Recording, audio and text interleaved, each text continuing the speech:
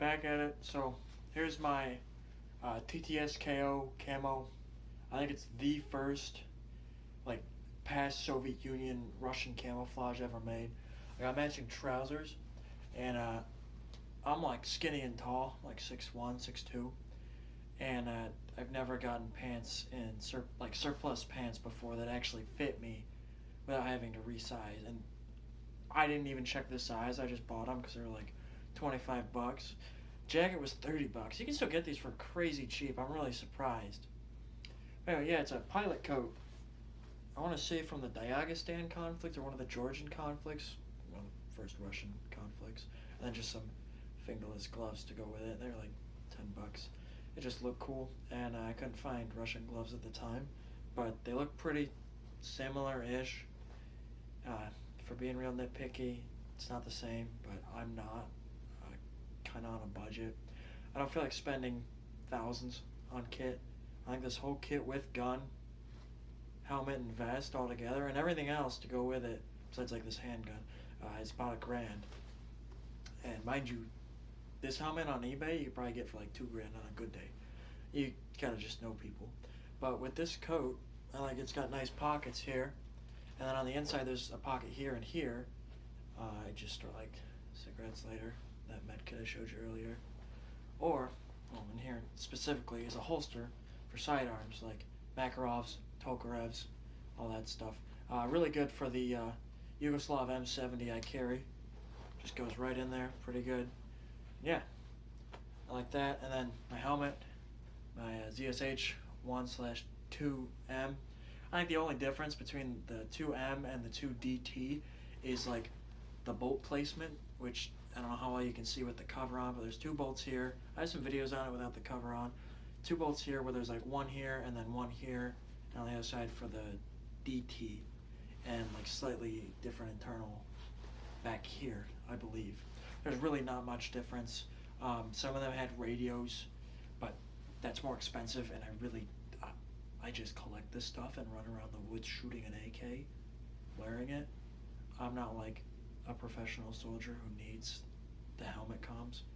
I can just put in an earpiece with ear protection over it underneath this for like $1,000 less. Yeah, anyway. This thing's pretty heavy.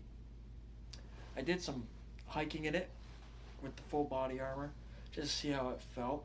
When you're moving, it's not too bad, but just standing still, it's like, holy crap, my neck's gonna hurt in a minute. Yeah, I really don't know what to recommend for someone who likes wearing these. I don't know. But if you like wearing them, I get it. They're cool, they're unique, they're niche. Not everyone's into them. Just how it goes, right? And I think it's cool, and it's effective for what it is. I do have the visor. There's an earlier video on the visor. It's just the glass one, but yeah. I'm gonna put my vest on, and I'll be right back. So for putting on the 6B23, it's actually pretty easy. It's kind of like, I don't know if y'all have ever heard of the omelet vest. It was a nickname for, I think, the 6B3 back in the Chechen conflicts. It was in the Afghan conflict. But it just is like 2 flaps basically that, you know, has your plates and Kevlar in it with straps along the side, and then this one has side plates, but the pouches for them have been cut off. Probably gonna make something to at least just fit the side plates back in. But yeah, anyway, I'll throw this on. That's it. And then I'll do the strap in the back. It's just a big old strap. Pull this up and pull this kind of tight across, pull this across, and the 2 ends of that strap go together in here, and this goes down over that, secure it, boom, you're done. It's pretty easy. I like it. It's comfy. I can run in it, and it's not a pain in the ass. I don't know if you'll see my earlier video on the Yugoslav police body armor. That was a pain in the ass. It just was bulky, but I think it was a size large, and I'm like a small on a good day. Where this one, again, it's pretty adjustable, and normal ones you see would have basically like a flap right here covering here. that would put Kevlar inserts or side plates in if you really wanted. Anyway, so there's on.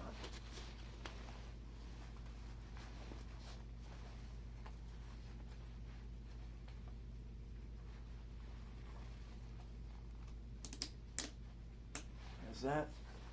Helmet secure, heavy as always. And then I got down here this mag pouch with a little belt I made. I have an old GP5 strap somebody was getting rid of. I just took it and put a buckle on it. And I usually just buckle that around and put that there for 4 extra magazines and an oil bottle for my AK. Now with the AK itself, I'll show you one thing. Empty magazine, this is just for demonstration.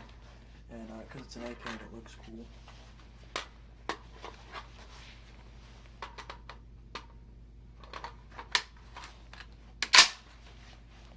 So when you're carrying your AK, I don't know if you can see these super well. These little shoulder rolls is what they're called. Austria-Hungary had them in World War I on their uniforms. I'm surprised nobody else really had them. But it's for holding your rifle over your shoulder. It's pretty easy. It's a little bulky. I'm trying to keep this all in frame. But I don't know if you can see that super well. It just holds it on while you're doing whatever task you need with your hands and it doesn't fall off. I think it's a pretty good idea, especially being a modern military body armor and being in modern conflict. You're not always needing your rifle in your hands. You gotta do stuff with your hands, whatever. But yeah, here's a full round.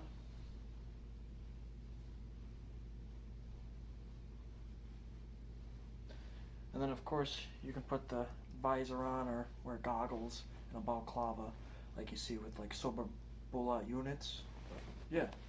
Anyway, that's my short take on the 6B23 body armor I got. It's pretty cool. I got it off, I think it was eBay actually.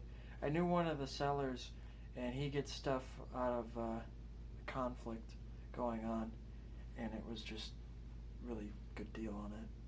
But yeah, anyway. One last thing. With the AK, with a folding stock, you know, you usually see the metal triangle ones. I mean, I know it's not the same, but it gets the purpose across. It kind of wants to, I don't know how well you can see, but it wants to slide off it. So you really got to go very straightforward at it. I don't know how well you can see this, but very just. And then with the visor on, it's kind of a pain in the butt to see down these sights. So usually what I would do if I had the money, I'd put a Cobra sight on it with one of the side mounts. Or I mean you've seen it in my other videos probably, I got a little red dot with a side mount and it raises it up like here. But you fold the stock and then you're just going to be holding it out basically like this in front of you while your visor's down. You really want to put your arm muscle basically into holding it forward, like pushing it forward while also kind of pulling it back onto yourself. I went to, well, not a range, but I went shooting with this, with the visor and all this on. And I mean, yeah, it's bulky, you're going to be sweating your ass off. But doing this was, I found the best way. You just hold it out in front of you and you just line up the sight. You can kind of go straight on like that, and then the visor covers your whole face, and this neck cover here covers your whole neck. I think it's a good protection system. It's got good Kevlar in it. It's thick. It's just good. But yeah, you hold it out like this, aim down sights, and just do, so on and so forth. If you got any questions, you want to see anything else with this, I'm sure I'll make more videos if you'd like. It's not so much my main area of interest. It's just like needed something more modern for a more modern time, instead of running around with a flintlock and a World War I rifle through the woods. I just thought it'd be cool, and I mean, it's different, it's neat. That's the main reason I do this part of what I collect. See ya.